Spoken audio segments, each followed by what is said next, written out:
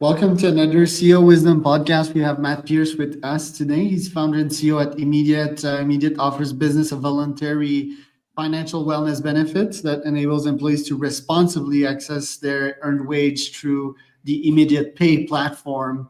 Matt was a managing director and an advisor and a CEO and co-founder at multiple other companies before. So I'm really happy to talk to this serial entrepreneur today.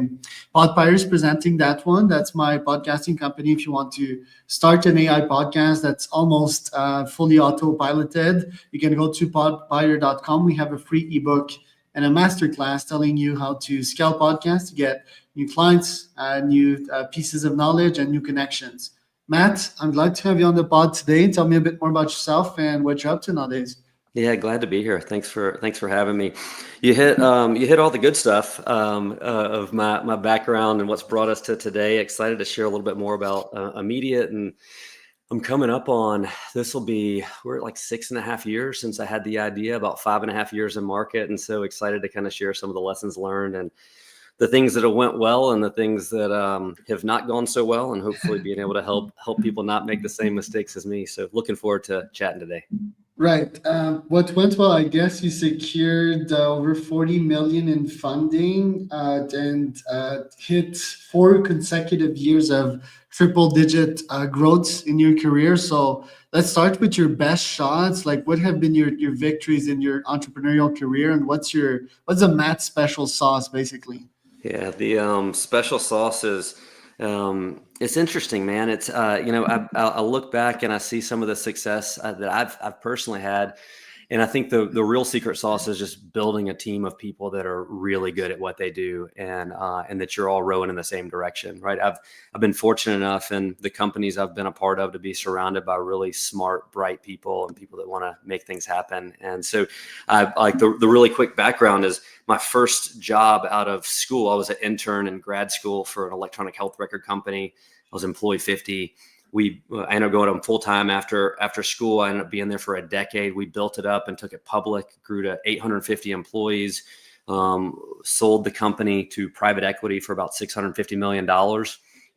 I met my wife there, so I always have to say that I like being surrounded by really smart people, and made a bunch of lifelong friendships. Not to mention, just got to be part of, and not quite the ground floor, but probably the first or second floor, and then ride this thing up. Once we were acquired, they merged us with two of our competitors. And so I was 31 years old running a $20 million P&L on a leadership team of a $300 million a year company. And I remember sitting and kind of looking around the room and saying, like, I want to do this again, right? I want to jump in and start on the ground floor. And so when we sold, I made a little bit of money, and I socked it away and said, I'm going to use this as my launching point for starting a company at some point. Just didn't know what it was going to be. And that kind of continued to grow and build over the next few years until I started working on Immediate in 2018. And we can get into that more. But I really felt like early on when I looked at starting this business, I said, the way that we're going to go to heights that I expect personally, and that I think this team around me expects, is by going out and making sure that we've got really smart people, and making sure that people believe in the mission of what we're doing. And it's a pretty easy mission to get a hold of here at Immediate. I mean, you mentioned it in the intro there. It's about building a platform that gives people responsible access to their earned pay in between paydays, so they don't have to turn to predatory title, payday lenders, running up credit card debt, writing bad checks, all the things out there of this society that have been built that put people into debt cycles. And what we say is simply, you've earned the money. Let's give you the ability to access it. So that's what we've been focusing on. And that secret sauce is having that mission that people believe in and adhere to, and really are all rowing in the same direction. And you feel your sales background is the starting point to all of that because you're good at selling people to join the company, selling investors to invest, and also selling customers to buy your product. You feel that is the starting point for the Matt secret sauce, the starting ingredient. Yeah, you for sure hit the nail on the head. It's funny because those are all different sales tactics too, right? It's convincing people, I convinced my co-founder to come join me when it was just an idea. You've got to convince people to take a leap of faith. Same thing, convincing early investors. We started with some friends and family that were willing to write checks to help us get off the ground because They had known me for a long time. They believed in what I was trying to build and the team I was trying to build around me. But then as you kind of get out there and you start to get people to invest that have never met you before, right? I remember in November 2019, I got invited to go present to a big group of angel investors, and I was the last one to go on. There were like 6 companies, and we were raising, I think, $1.5 million. No, I'm sorry, we were raising 1.2, and I'd already hit the goal of 1.2. And so I tried to back out of the event. I was like, we don't need to take more money. And they said, listen, you got to do it.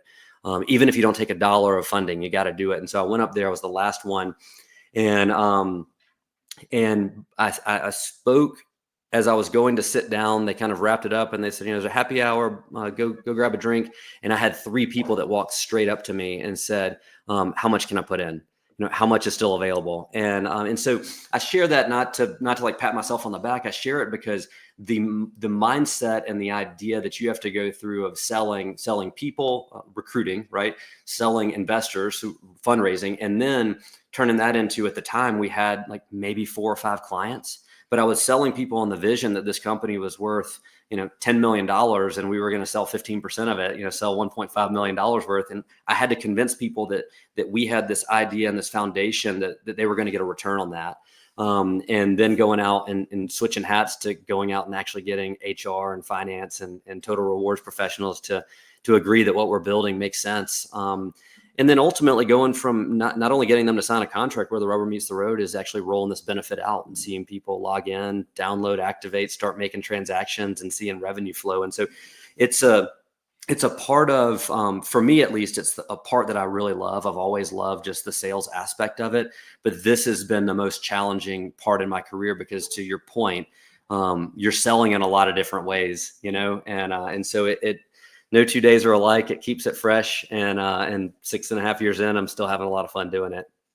Right. And I want to talk about the idea. It's still an obscure niche, right? But I can understand the potential of that if you're taking a percentage of what you help transact to these folks, right, that want their payroll earlier or wouldn't have it without yours. So it's like a burning need for them. And as a consequence, the company wants to invest in their HR. But how did you get the actual idea? So it's funny the way that the actual idea came to me. I've got it starred in one of my old notebooks laying around somewhere in here. I had originally set out to build a payment system for non-medical home care agencies. So think about the elderly population. Not that they need a nurse to come in and do clinical things. That just I'd gone through it with my grandmother who had had a stroke, and she just needed somebody to come in and help her get dressed in the morning and make her a sandwich at lunch, like little stuff like that. And so, it's essentially, it's like adult babysitting, right? And they're making 16, 18 bucks an hour. And what I found is I kind of gone through that with my grandmother. I found that a lot of these companies they were billing in arrears.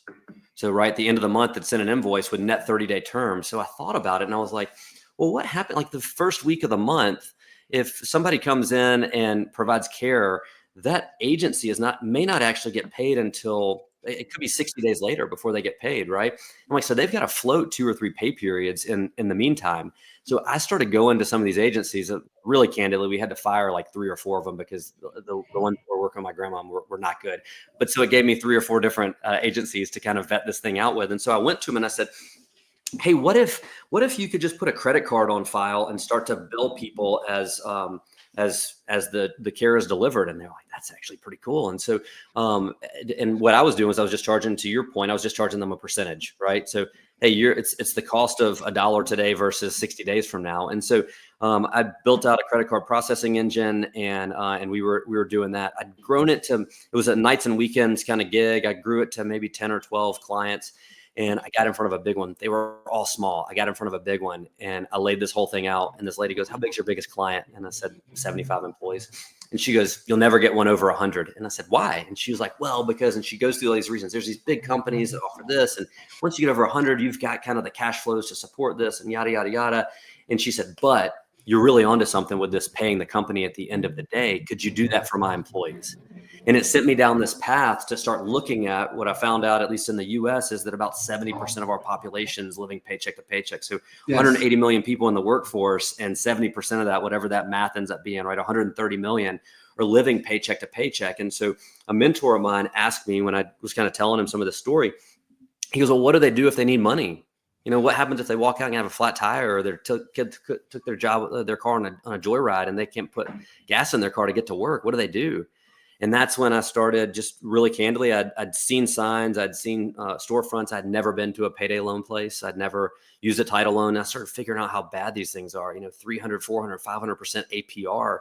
And so I started going to local events where people were kind of voicing their frustrations over payday lending. Or there was one time where I actually stopped on a Friday morning. I saw a line. I stopped and I went and stood in line at the payday loan shop before it opened. And I started asking the people around me, I said, how much does this cost? And they said, what do you mean? And they said, you just got to give them your checks showing them that you've been paid, and then they just give you money. And I go, yeah, but how much does it cost? And they go, it varies. It depends on when you pay them back. And I started realizing, like, these people have no clue what they're getting themselves into, right? This is and crazy. so it really is. And I mean, like, and these were in Birmingham, where we are, state of Alabama, 456% APR, right? So if I take out $100 loan and it takes me a year to pay it back, I got to pay back $100 in principal and $456 in interest, right? And that's legal. And it's legal, right? And there's states, like states like Texas, where everything's bigger, is 662% APR, right? And so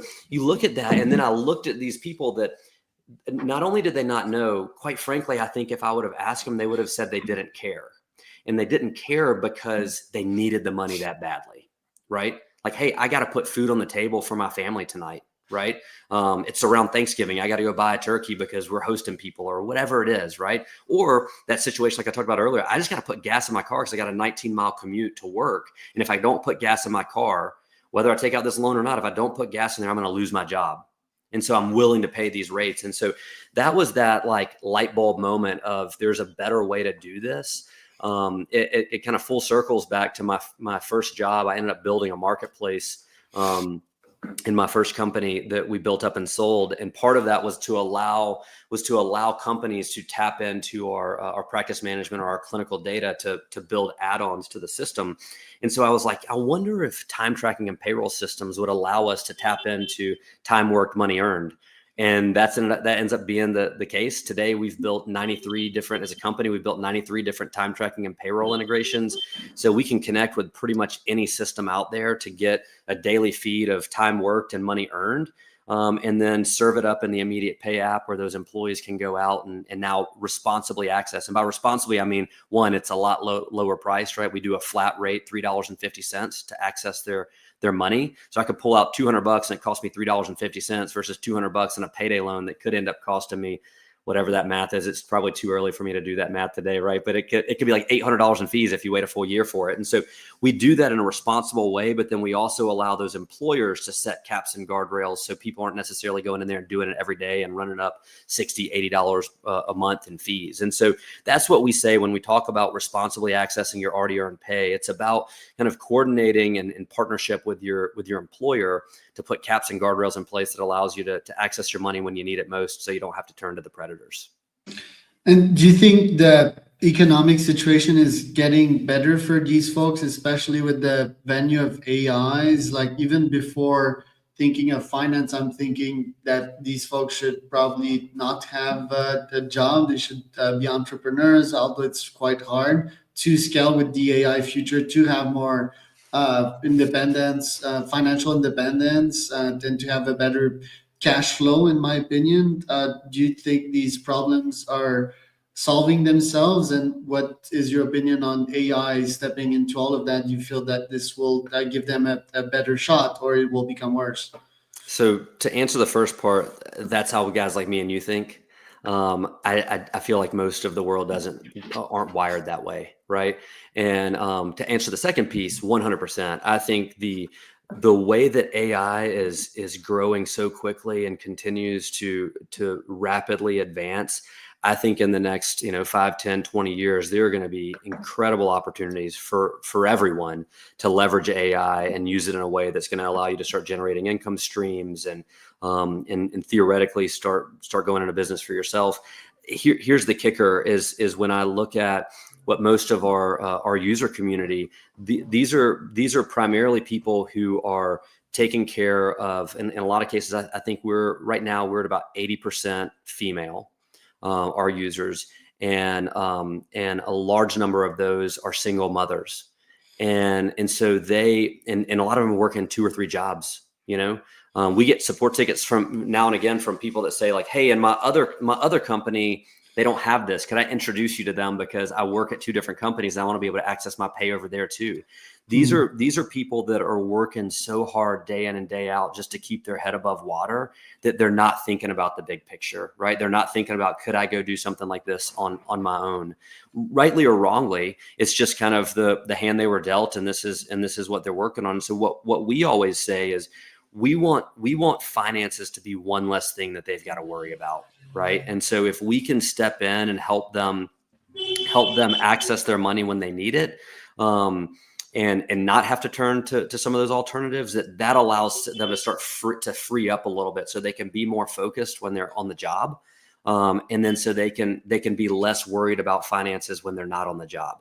So long story short, I do think that as the world continues to evolve and AI continues to rapidly advance, I do think that we'll start seeing people, whether they're immediate pay users or not, people that have historically not been business owners or operators start to look at ways where they can leverage AI to start building out their own income streams, which I think is going to be a pretty incredible place to be. I mean, I like anecdotally, my daughter, my middle daughter, who's 11, has started like leveraging AI to build out some things around like doing chores around the neighborhood for other families.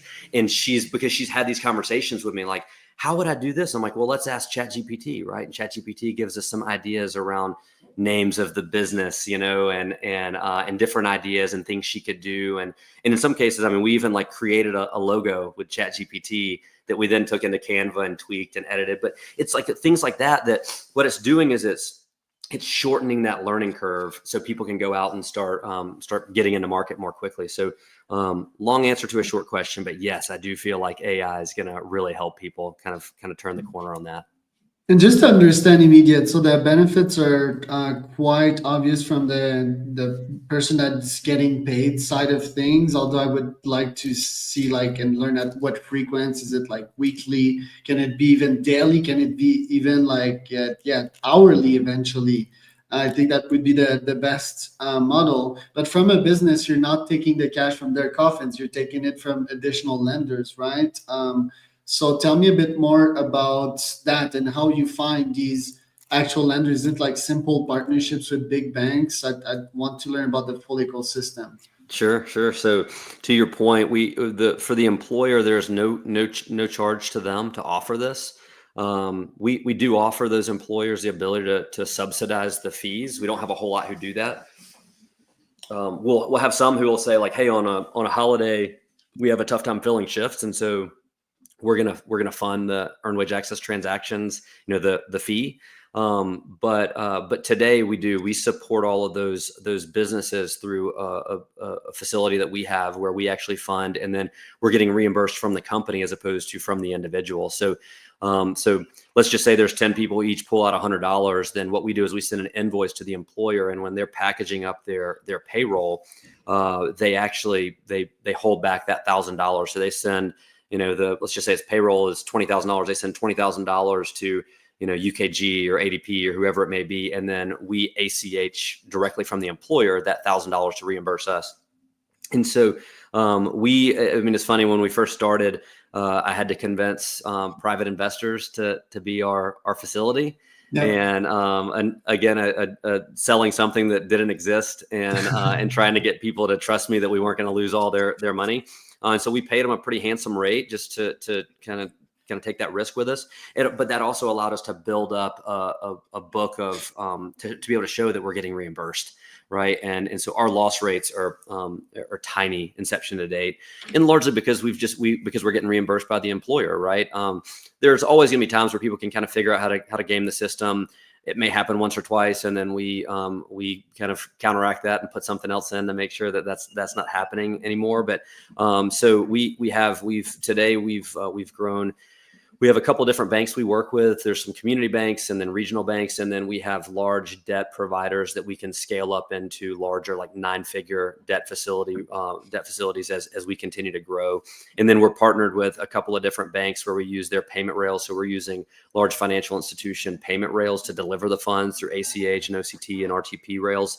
And so those banks, obviously, in a perfect world, they want to keep all that revenue underneath their umbrella. And so as we continue to grow and scale, we'll be able to start to pull in some facilities for those banks where we're using their money to fund and then reimbursing. And so they start to generate revenue, not only on the payment rails, but also on the capital. And so there's some really cool things that we're doing there that allow us to scale efficiently through these financial institution relationships.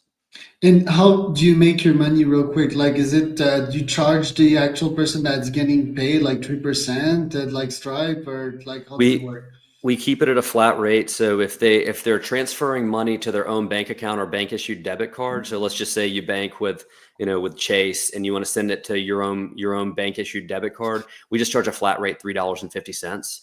We put a cap of $250 per transaction. Our average transaction is about $130. So you go in and request $130, we send you $126.50, and then we get reimbursed $130 out of your next paycheck. And there's a line item deduction in that stub that says immediate pay $130.